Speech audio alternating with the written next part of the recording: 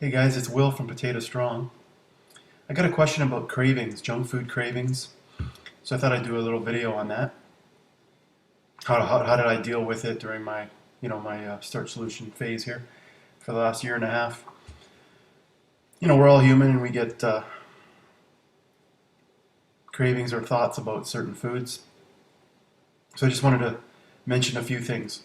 I just saw this article on Forks Over Knives by Doug Lyle, and he talks about cravings. I'll put the link in my video description. But essentially, what you want to do to deal with cravings is just don't eat that food.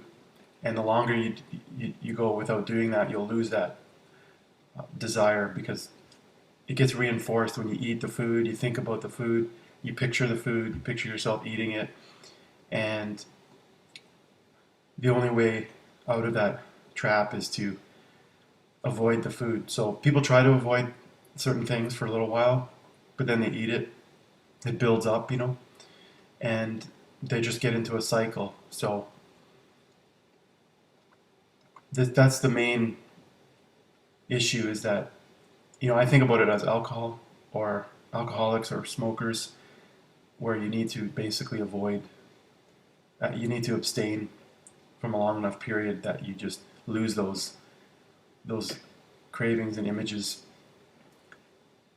When you eat this way, plant-based starch solution, you're developing a lot of new tasty habits that you look forward to eating the foods that you do. There are some alternative versions of things that you can make. Like I've got a potato chip recipe.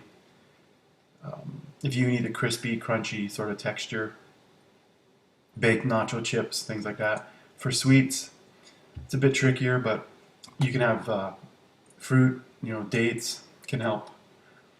Um, in the starch solution, you don't think you should go crazy with some of the dried fruits, but what I found was the more I indulge in those things, the more I want them. So I started making these date cocoa oat balls, truffles, whatever you want to call them, and I would, as soon as I ate them, I was like, "Oh, that's really good," and then I'd think about it, and I kept eating them.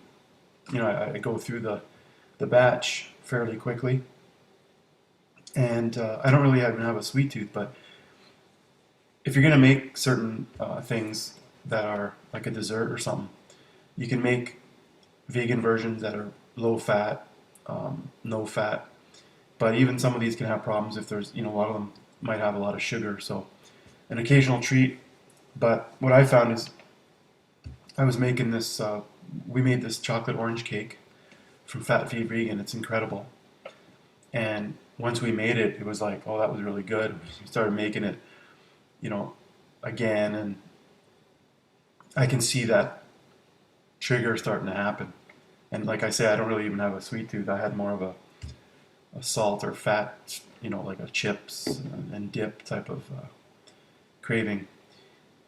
So avoidance, new healthy habits, it's going to be the best way. The longer you go without these things, the better you're going to be, easier it's going to be.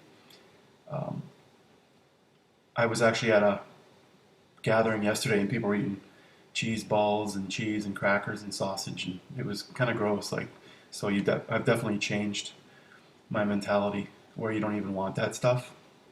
So that's good.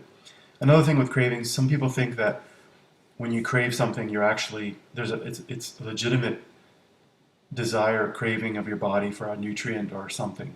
Like, oh, if you want this, you should try to eat that instead because you really want the nutrient. I don't really think that's the case.